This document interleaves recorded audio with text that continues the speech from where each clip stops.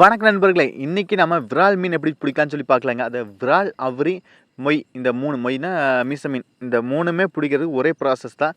இது எப்படி நம்ம பிடிக்கலாம்னு சொல்லி இந்த வீடியோல பார்க்கலாங்க. இந்த வீடியோ ஸ்கிப் பண்ணாம பாருங்க. நீங்க நம்ம சேனலுக்கு இப்போ தான் முதல் தடவை வரீங்கன்னா, இது மாதிரி ஃபிஷிங் சம்மந்தப்பட்ட வீடியோஸ் ரெகுலரா வருதுங்க. ஸ்பைடர் ஹூக் எப்படி செட் பண்ணலாம், பால் செட் எப்படி செட் பண்ணலாம், இது மாதிரி ஃபீச்சர்ஸ்லாம் எப்படி பண்ணலாம்னு சொல்லி வீடியோ போட்டு வருதுங்க. செக் பண்ணி பாருங்க. நீங்க நம்ம சேனலுக்கு இப்போ தான் முதல் தடவை வரீங்கன்னா, நம்ம சேனலை மோடிஃபை பண்ணுறதுக்கு சப்ஸ்கிரைப் பண்ணுறாதீங்க. நான் வந்து இப்போ சிங்கிள் ஹூக் எடுத்திருக்கேன். அப்புறம் கெண்டை மீன் குஞ்சு அது எடுத்திருக்கேன். நீங்கள் கெண்டை குஞ்சு கிடைக்கலன்னா ஜிலேபி, குட்டி ஜிலேபி எடுத்துக்கலாம். அப்படி இல்லை அட்டர் ப்ளஸ் இது மாதிரிலாம் இருக்குது, அதுக்கு எடுத்துக்கலாம். எடுத்துகிட்டு இது மாதிரி முதுகில் குத்திங்க. நம்ம இந்த தூண்டியை முதுகில் இது மாதிரி குத்திட்டிங்கன்னா அது வந்து அலையாடிட்டே இருக்கிறதுனால நம்மளுக்கு வந்து உயிரோட இருக்கிறாப்புல தெரியும், ஆடிட்டே இருக்கிறனால. அப்போ தான் மீனுக்கு அட்ராக்ட் பண்ணு, நம்ம இறங்கி இருக்குது உயிரோட அப்படின்னு சொல்லிட்டு வந்து உயிர் மீன் எடுக்கு. இந்த விரால் அவரியில் உயிர் மீனை அதிகமாக வேட்டையாடு.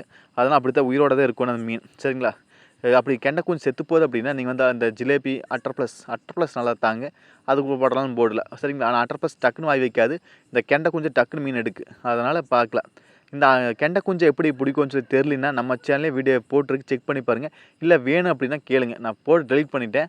உங்களுக்கு இல்லை இந்த கெண்டை குஞ்சு பிடிக்கிற வீடியோ வேணுன்னா போடுங்க, ஈஸியாக பிடிச்சிக்கலாம் அதுன்னு சொல்கிறேன். இப்போ நான் வந்து இங்கே போட்டிருக்கேன். இப்போ எனக்கு மீன் மாட்டியிருக்கு. ஆமாங்க, இந்த மீன் வந்து மாட்டி இந்த செடிக்குள்ளே போயிருக்கு. இந்த மாதிரி விரால் அவரி மாட்டுச்சுனாவே பக்கத்தில் புதர் இருந்துச்சுன்னா மாட்டணுன்னு அங்கே தான் போகு, அங்கே தான் போய் சுற்றிக்கு, சரிங்களா? இது அதே போல் தான் எனக்கு இது வந்து உள்ளே போயிடுச்சு.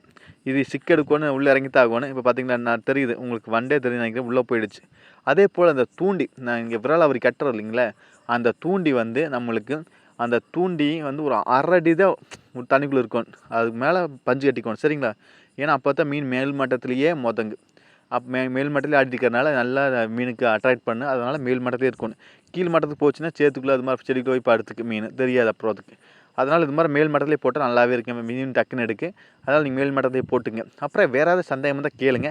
இப்போ எனக்கு மீன் மாட்டிடுச்சு, ஆனால் தண்ணிக்குள்ளே போயிடுச்சு. அது செடிக்குள்ளே போய் நல்லா சிக்கிடுச்சு. அந்த செடியில் பிடிங்கி எடுத்தா பார்த்தீங்கன்னா கொஞ்சம் கட் பண்ணிட்டேன் வீடியோவை. இப்போ நான் பிடிங்கி எடுத்துட்டேன். பார்த்தீங்கன்னா உங்களுக்கு தெரியும் இங்கே மீன் இருக்குது, எடுத்துட்டேன். ஏன்னா கட் பண்ணி எடுத்தா தான் நம்ம வந்து வீடியோ வந்து கரெக்டாக வருங்க. அதனால தான் இப்போ அதை எடுத்துகிட்டா பூரா செடிகளாகவே இருக்குது. செடிக்குள்ளால பின்னி எடுத்துடுச்சு மீன்.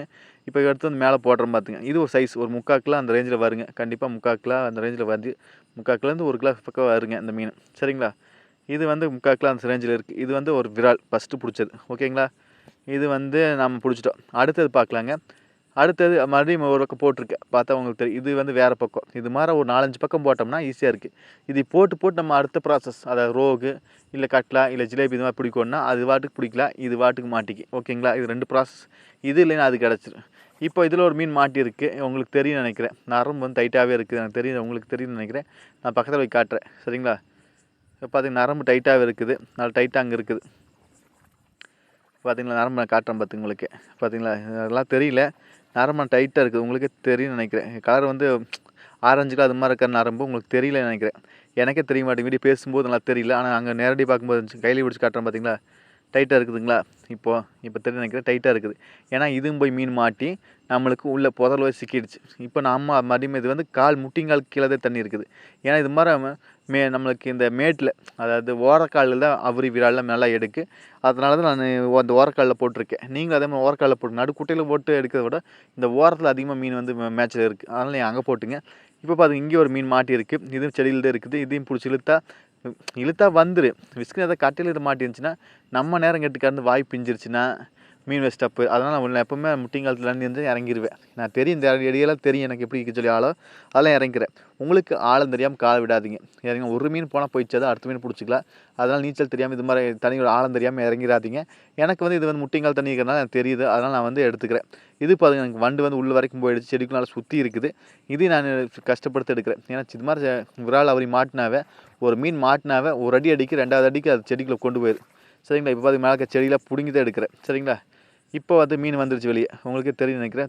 வண்டு வந்துங்க ஒரு அரை அடி தான் கேப் இருக்குது மீனுக்குமே இதுக்குமே. இது வந்து ஒரு 1/2 கிலோ சைஸ் அந்த ரேஞ்சில் இருக்குங்க. ஏன்னா நான் அதிகமாக மீன் இங்கே வந்து இருக்குது, அதனால் பெருசில் நாங்கள் எல்லா மீனையும் பிடிச்சிட்டோம். நாங்கள் இருக்க பிடிச்சிருவோம். ஏன்னா எல்லோரும் எங்கள் ஊரில் வேட்டைக்காரர் தாங்க, நிறையா பேர் இருப்போம். நாங்கள் மீன் பிடிக்கிறதுக்குன்னே கேங்காக இருப்போம். இப்போ பார்த்தீங்களா நான் வந்து 2வது மீன் பிடிச்சாச்சு. உங்களுக்கு ஏதாவது சந்தேகம் இருந்தால் கேளுங்க. இது மாதிரி ரோகு எப்படி பிடிக்கலாம், கட்லை எப்படி பிடிக்கலாம், ஜிலேபி அதே போல் இந்த மாதிரி விரால் அவுரி இது மாதிரிலாம் எப்படி பிடிக்கலான்னு சொல்லி தனித்தனியாக வீடியோ போட்டிருக்கு. அப்புறம் ஸ்பைடர் ஊக்கு, பால் செட் ஊக்கு இது மாதிரிலாம் எப்படி செட் பண்ணலாம், மாவு அதாவது மீனுக்கு மாவு எப்படி செட் பண்ணலாம்னு சொல்லி வீடியோ போட்டு செக் பண்ணி பாருங்கள். இது மாதிரி ஃபிஷ்ஷிங் சம்மந்தப்பட்ட வீடியோஸ் நம்ம சேனலில் ரெகுலராக வருதுங்க. ஃபிஷ்ஷிங் தகவல், ஃபிஷ்ஷிங் பண்ணுற வீடியோஸ் இது மாதிரி வருது. நம்ம சேனலுக்கு மோட்டிவேட் பண்ணுறதுக்கு சப்ஸ்கிரைப் பண்ணுறாதீங்க. சப்ஸ்கிரைப் பண்ணிவிட்டு பக்கத்தில் ஒரு பெல் பட்டன் வருங்க, அதை அழுத்தி ஆள் கொடுக்க மறந்துடாதீங்க. அப்போ தான் நாங்கள் போடுறது மாதிரி ஃபிஷ்ஷிங் சம்மந்தப்பட்ட வீடியோஸில் ரெகுலராக உங்களுக்கு நோட்டீஸ் வரும். சரிங்களா? மீண்டும் ஒரு நல்ல பதிவு சந்திப்பன் வரல. Bye, take care.